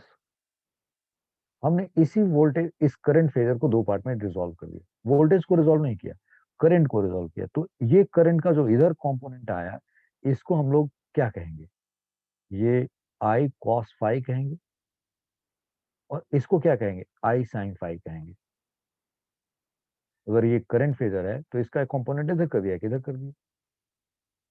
अगर ये एंगल फाई है तो ये एंगल हमारे पास pi by two minus phi है. तो करंट का जो इधर कंपोनेंट है आई कॉस फाई, क्योंकि अब देखो पावर का आपके पास फॉर्मूला क्या होता है, this power average is equal to you say voltage into current into cos phi. ठीक है ना, वी आर एम एस कर लो, आई आर एम एस कर लो, cos phi, voltage virtual, I virtual into cos phi. यानी कि current phasor का वो कंपोनेंट जो वोल्टेज के अलोंग है, that is contributing in power. समझ में आ रही बात? सो from this diagram, like from this analysis, what we come to know that, so this implies that component of current phasor along voltage phasor,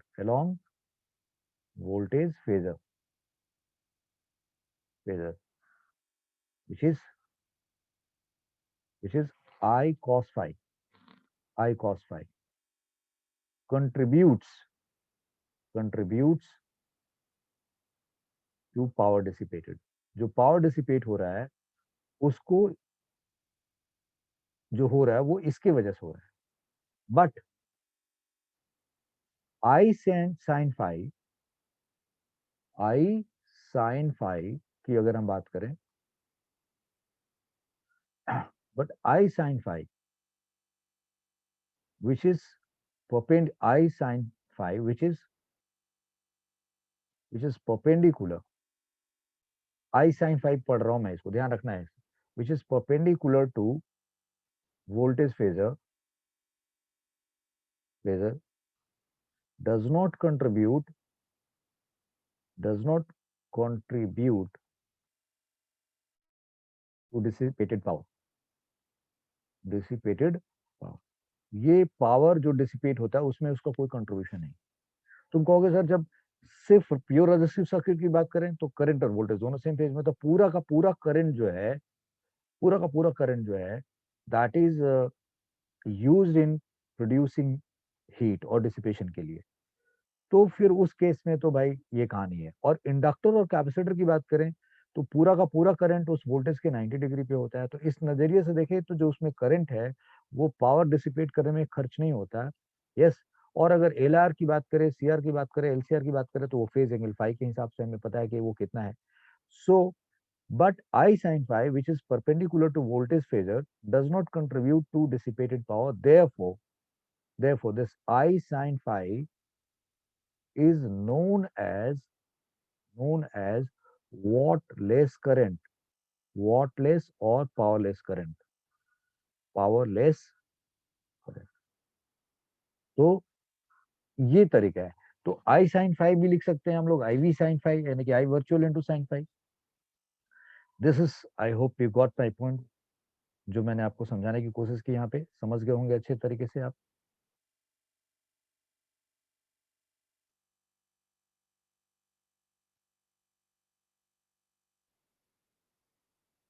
ठीक है. So this is impedance triangle आपको पढ़ा दिया, इधर ये वॉटलेस करंट पढ़ा दिया. So what is wattless current and what is impedance triangle, दोनों चीजें आपको अच्छे तरीके से समझ में आ रही होंगी कि करंट, जब हम एसी सोर्स की बात करते हैं तो एसी सोर्स पे जब करंट पास हो रहा होता है तो भाई जो रजिस्टर है ना, आखिर एनर्जी वेस्ट कहाँ हो रहा है. आपने देखा प्योर इंडक्टिव में नहीं हो रहा है, प्योर कैपेसिटिव भी नहीं हो रहा, प्योर रेजिस्टिव में देखा कि हो रहा है. अब एल आर सी आर वाला भी करके देखते हैं और फिर हमें और पोल खुल जाएगा. तो अभी तक हम लोगों ने एल आर सी आर को पढ़ना है, हमें यहाँ तक तो हमने समझ लिया. सो let's C now power dissipation की बात करते हैं, एल आर सी आर की बात करते हैं now. In L R C R circuit यानी कि in L R series circuit की बात कर ले आप, एल आर सीरीज सर्किट. तो उस केस में आप जब जाएंगे, वहां पे जाएंगे और वहां पे लिखेंगे कि अब इलास्टिक सर्किट में वोल्टेज लीड करता है किससे, करंट से. सो वी नो दैट कि voltage voltage leads voltage leads current by a phase angle of by a phase angle of what, 10 phi, and that is equal to omega L by R. ऐसे ही पढ़ते थे. Voltage leads current by a phase angle of 10 phi, a phase angle phi, and वहां हम पढ़ते थे 10 phi is equal to omega L by R. So if I am interested to find, यहाँ से cos phi की value निकालना चाहूंगा तो क्या निकलेगा, how will you find cos phi. अगर 10 phi ऐसा है तो cos phi की वैल्यू क्या होगी. So take this as a perpendicular, I mean सीधा सीधा अभी इंपेडेंस ट्रायंगल पढ़ा है हमने, यहाँ देखो ये ट्रायंगल है. तो अगर 10 phi निकाला आपने, आपने बोला omega L X L by R कर दिया आपने, cos phi पढ़ना होता तो क्या होता है, बेस अपॉन हाइपोटेनस यानी कि, और ये क्या होता है, जेड होता है और ये क्या था आर. तो आप यहाँ से इस इंपेडेंस ट्रायंगल को देख के साफ साफ बता सकते हैं ना, ये भाई 10 phi omega L by R है, मतलब एक्सएल यहाँ पे लगा के पढ़ रहा हूँ. एक्सी का केस पढ़ोगे तो भाई 10 फाइव वहाँ एक्सी बाई आर हो जाएगा. ये एलसीआर सीरीज सर्किट की बात करोगे तो XL minus XC upon R हो जाएगा. तो 10 फाइव तो कुछ ऐसे ही होगा, दिस अपॉन दिस. तो कॉस फाइव की वैल्यू की बात करोगे तो ये क्या हो गया, आर, और इसको क्या कहते हैं, जेड कहते हैं. तो इसका मतलब cos phi is equal to क्या हो जाएगा हमारे पास, that is base upon R upon, और फिर R square omega square L square, something like this. और ये क्या बनेगा, आर बाई जेड बनेगा इम्पीडेंस ट्रायंगल के हिसाब से. This will be R by Z होगा. समझ गए ना आप मेरी बात. तो इसलिए वो इम्पीडेंस ट्रायंगल को इंट्रोड्यूस किया. तो cos phi is equal to R by Z हो गया. तो अब आपका जो पावर का फॉर्मूला आया वो क्या आएगा, you said V not I not by two and cos five की वैल्यू आप क्या लिखेंगे, R by Z. So this you are going to write, okay, V not I not by two into R by Z this is how you can write, ठीक है जी। और half V not I not into R by Z, और दिल करे तो आप इसको ऐसे भी लिख लो, we R M S I R M S I R M S और this into R by Z. That's how the power average you can find. तो ये एल आर सीरीज सर्किट में निकाल लिया। अब अगर इन सी आर सीरीज सर्किट की बात करें, सी आर सीरीज सर्किट की बात करें, तो उस केस में करंट लीड्स, अच्छा आपने नोटिस किया कि ये वोल्टेज लीड्स करंट की बात हो रही है। तो जो हमारा इक्वेशन था, वो जो इक्वेशन था हमारे यहाँ पे, हमने जो इक्वेशन मान रखा है, तो हमने तो करंट में ले रखा है, यानी कि हमें यहाँ पे फाई क्या लेना पड़ेगा, यानी कि this should be minus phi, यानी कि यहाँ पे ये माइनस फाई होना चाहिए। I hope you got my point, no? So जो इक्वेशन आपने लिखा है यहाँ पे, यानी कि जो वोल्टेज और करंट में जो ये आपका कॉस फाई है, तो वहां पे इस जगह पे आपको किसकी वैल्यू, चूंकि आपका फाई क्या होना चाहिए, निगेटिव होना चाहिए, ये कॉस फाई की वैल्यू है। And therefore cos of minus phi क्या होगा, cos of minus phi is cos phi होता है। इसका मतलब कि अगर फेज एंगल करंट में हम ले, चूंकि हमें ये तो टेन फाई की वैल्यू हमने निकाल दी, कॉस ऑफ माइनस फाई निकालेंगे तो क्या होगा, कॉस फाई ही होगा। इसका मतलब कि अगर वो लैग भी कर, मतलब करंट करंट लैग कर रहा है वहां से वोल्टेज में, तो फाई की वैल्यू तो जो निकालोगे आप, जो भी निकालोगे उसका माइनस करोगे, उसका वो फाइव नेगेटिव में आएगा, तो आपने वहां पे फाइव माइनस फाइव लिखना है, और माइनस फाइव लिखना है, उसका कोसाइन करोगे तो क्या होगा, कॉस फाइव होगा। तो आपको समझ में आ गई बात, मतलब उस जगह पे आपने प्लस फाइव लिखा था, फाइव की वैल्यू माइनस में समथिंग आएगी, फिर उसका कॉस फाइव करोगे आप, तो cos of something is this cos five, और आप इस तरीके से रिजल्ट निकाल सकते हैं। आई hope you got my point, yes. So in CR series circuit की बात करें हम, तो वहां पे तो करंट ही लीड करता है भाई, तो voltage voltage leads current leads voltage, current leads voltage की बात करें, करंट लीड्स वोल्टेज, ठीक है जी। करंट लीड्स वोल्टेज आप लिखेंगे, तो फिर उस केस में जो फाइव उनके बीच का होगा फेज एंगल होगा, और उस केस में हम टेन फाइव की वैल्यू क्या देते हैं, out is this how much this tan phi, so V X C by R, that is one by omega C divide by R, this is how it happens. तो अब अगर हम वहां cos phi की value निकालें तो वो क्या निकल के आएगा, सेम वही R upon this is R square, and ये पूरा आप रिजल्ट लिखेंगे, यानी कि एक्स सी का स्क्वायर लिखेंगे, अंडर रूट ऐसे करेंगे, आर बाई जेड आ जाएगा, that is Z C R हो जाएगा। सो पावर एवरेज फिर क्या आएगा, same, that is one by two V not I not into R by Z कर दीजिए, आप जेड सी आर लिख दीजिए, समथिंग लाइक दिस। और virtual virtual V R M S I R M S into R by Z C R कर दीजिए, something like this. सो कुल मिलाकर के एल आर की बात कर ले, सी आर की बात कर ले, सबके केस में आप ये निकाल सकते हैं। अब एल सी आर की बात करें, that is the last one in L C R sir, L C R की बात कर लें, तो वहां भी क्या होगा, डिपेंडिंग अपॉन कि एक्सेल एक्सिस से बड़ा है या एक्सी एक्सेल से बड़ा है, उसके हिसाब से सिचुएशन बनेगी। तो वहां पे भी आपको कुल मिला के लास्ट में तो एक ही कहानी बनेगी ना, LCR sir, LCR series circuit में। तो पहला केस आप ये लीजिए कि एक्सेल बड़ा है एक्सी से, और दूसरा केस आप ये ले लीजिए कि एक्सेल जो है वो एक्सी से छोटा है, और तीसरा केस आप ले लीजिए कि भैया एक्सेल और एक्सी दोनों बराबर हो गए। This is what we can do is ना, यही हम इसी की बात कर सकते हैं। So now like this, like this, तो अगर आप ये करें तो ये क्या बनेगा, एलसीआर सीरीज सर्किट। तो अगर एक्सेल एक्सी से बड़ा होगा तो भाई वहां पे वोल्टेज लीड करेगा करंट से, तो फाई की वैल्यू क्या आएगी, नेगेटिव में आएगी, तो फाई विल बी नेगेटिव।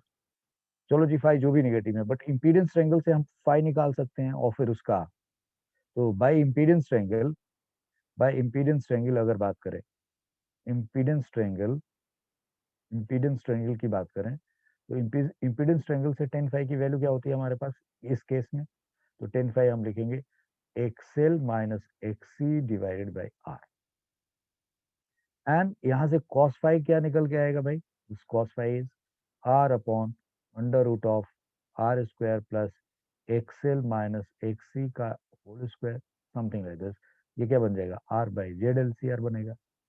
हाँ, और यहां से cos फाइव की वैल्यू इतनी है, तो cos ऑफ माइनस फाइव की वैल्यू क्या होती है, चूंकि वहां पे तो माइनस फाइव होता है, and that is equal to cos phi. यानी कि कुल मिला के बात तो यही होगी। ओके। और अगर एलसीआर की बात करें और अगर इसकी बात करें तो भाई सिमिलरली लाइक, और यू नो दैट कि यहाँ पे वोल्टेज लीड्स करंट होगा। Voltage leads current. तो वोल्टेज लीड्स करंट मतलब जो हमने वोल्टेज और करंट का इक्वेशन माना है, हमने करंट के इक्वेशन में फाई रखा है, तो हमारा फाई नेगेटिव होना चाहिए। That is fine. But impedance triangle से टेन फाई की ये वैल्यू होती है। ठीक है जी, टेन फाई ये है, तो हम यहाँ से phi is equal to tan inverse of this निकाल लें, फिर माइनस फाई करें, फिर उसको सॉल्व करें, तो कुल मिला के बात ये आएगी। और यहाँ भी आप करोगे तो भाई टेन फाई आप क्या लिखोगे, be writing X C minus XL upon R, और कॉस फाई की वैल्यू फिर आप निकालोगे तो आर बाई जेड आ जाएगा। और फिर पावर एवरेज अगर आप यहाँ भी निकालो, यहाँ पे पावर एवरेज क्या होगा, वही this is V not I not cos phi by two.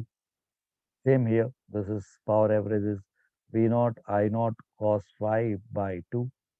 और अगर यहाँ जाओगे तो आपका टेन फाई क्या होगा, क्योंकि आपको पता है इस केस में वोल्टेज और करंट क्या होते हैं, वो सेम फेज में जाते हैं, और पूरा का पूरा जेड क्या हो जाता है, जीरो हो जाता है हमारा, उसके आई मीन जेड जीरो नहीं, तो जेड की वैल्यू आर के बराबर हो जाती है। I was saying something wrong.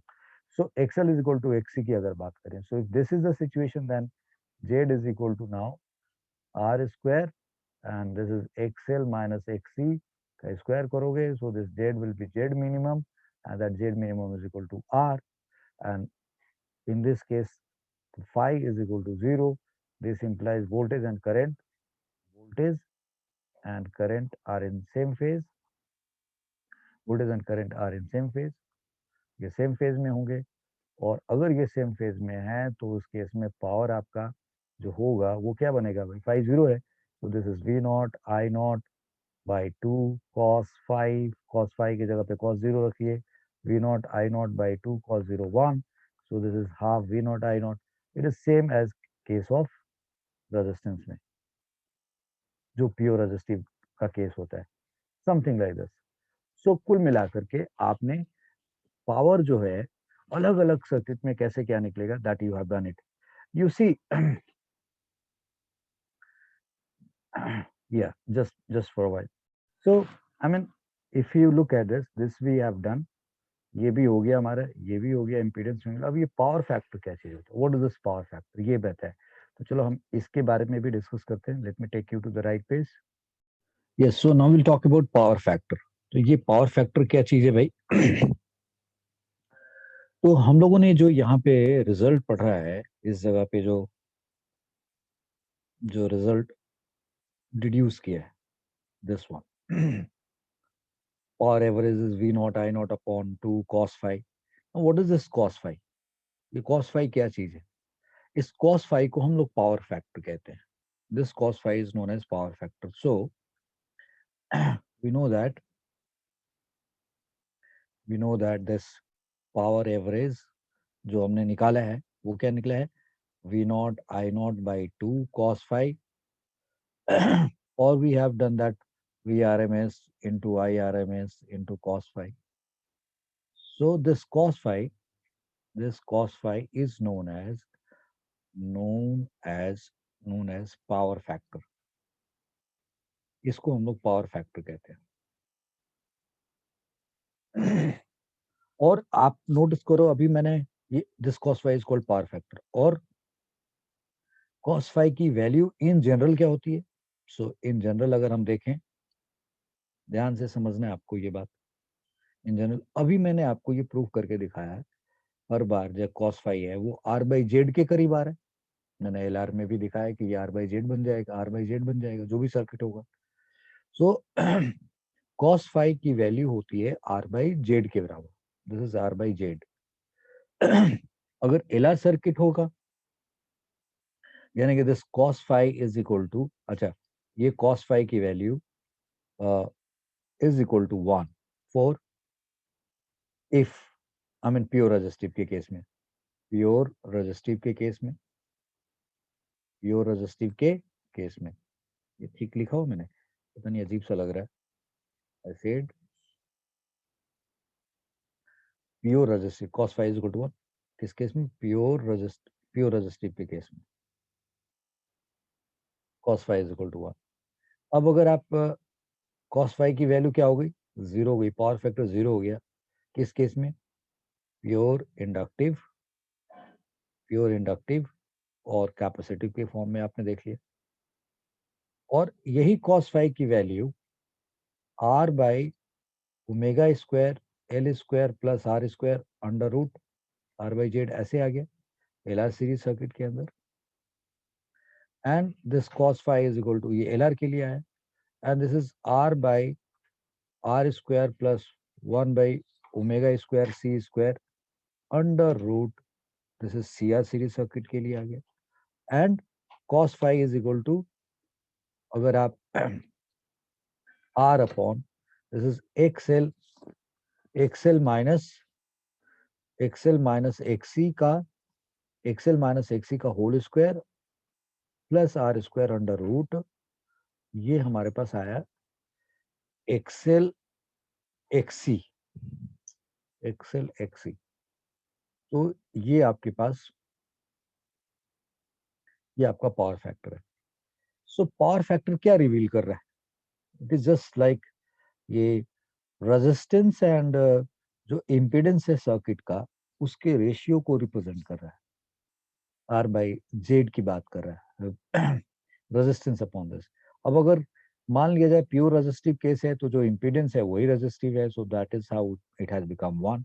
और अगर हम प्योर इंडक्टिव और प्योर कैपेसिटिव की तरफ चले जाते हैं, तो वहां पे हमें ये पता चल रहा है, देखो जी, एक बात समझने की जरूरत है कि अगर cos फाई की वैल्यू मैक्सिमम कितनी हो सकती है, 1, पावर फैक्टर मैक्सिमम वैल्यू कितना हो सकता है, 1, मिनिमम क्या हो सकता है, 0। इसके बीच में ही सारे सर्किट के पावर फैक्टर निकल के आएंगे, यानी कि पावर फैक्टर जो cos फाई है, उसकी मैक्सिमम वैल्यू क्या हो सकती है, 1, 1 और 1 से छोटा और 0 से बड़ा और 0 के बराबर, ये cos फाई, ये पावर फैक्टर इस बीच में वेरी कर रहा है।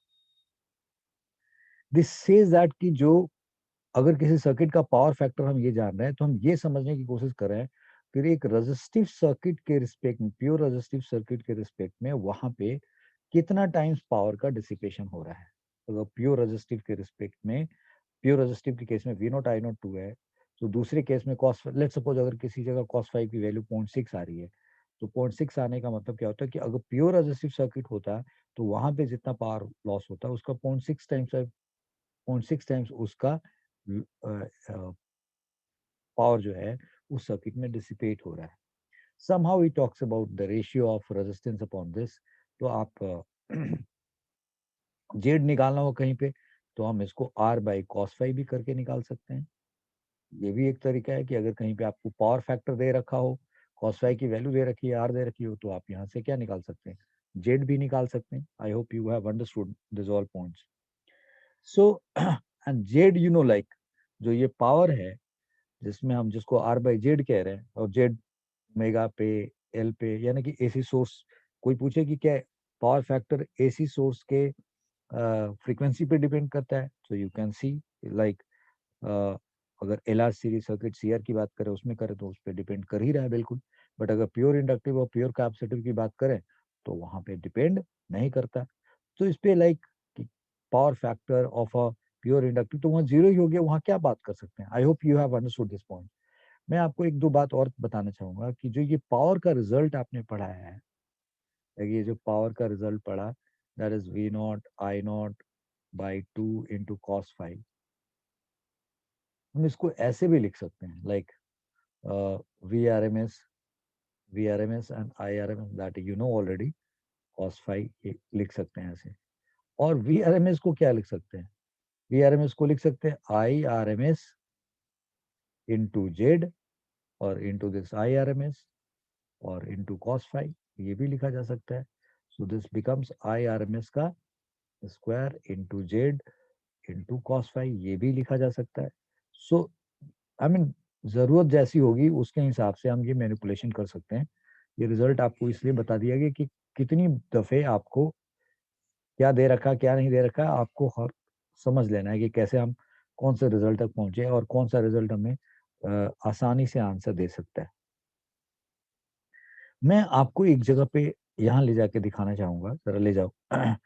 जब हम एलसीआर जब XL is equal to XC हो रहा है, तो यहाँ जो आपका पावर मिल रहा है दैट आई मीन जो जेड है वो क्या हो जा रहा है, Z minimum that is equal to R, और फिर उस पूरे सर्किट में जो पावर मिल रहा है वो ये आ रहा है. So this is equal to, this can be release V को क्या लिख सकते हैं आप, this V can be written as now I not into Z, और जेड क्या है हमारा आर के बराबर है. So this result is can be written as, this result can be written as v naught square upon r, or this can be written as I naught square into r. यानी कि जब resonance वाला circuit होगा तो उस case में जो power dissipated होगा, क्योंकि वो पूरा का पूरा वोल्टेज किसको मिल जाता है, उस रेजिस्टेंस को मिल जाता है, so that V not square by R या I not square by R, और V not I not, please understand यहाँ पे एक टू टर्म भी आएगा. देखो इस वी नॉट को हमने क्या लिखा, आई नॉट आर लिखेंगे तो यहाँ पे एक टू भी आएगा और एक यहाँ भी टू आएगा, एवरेज की बात हो रही है. तो that's what I we need to understand. Concept है यहाँ पे, टाइम लैग करके पूछा जाता है भाई, टाइम लैग क्या चीज होता है, what is time lag. Oh, time lag क्या चीज है कि अगर कोई वोल्टेज और करंट के बीच का फेज एंगल फाई मालूम है आपको. सो टाइम लैग मींस कि वोल्टेज करंट से टाइम वाइज कितना पीछे है. यानी कि जब जिस टाइम पे करंट मैक्सिमम है उस टाइम पे वोल्टेज जीरो है, या जिस टाइम पे वोल्टेज मैक्सिमम करंट जीरो है, इस तरीके का जो सिचुएशन है. तो टाइम लैग कैसे निकाला जाता है, like we know the phase angle between voltage and current, तो वो एक दूसरे से कितने पीछे से, कितने टाइम से एक दूसरे से पीछे है. So it is the time, like time lag की बात करें, so it is the time interval by which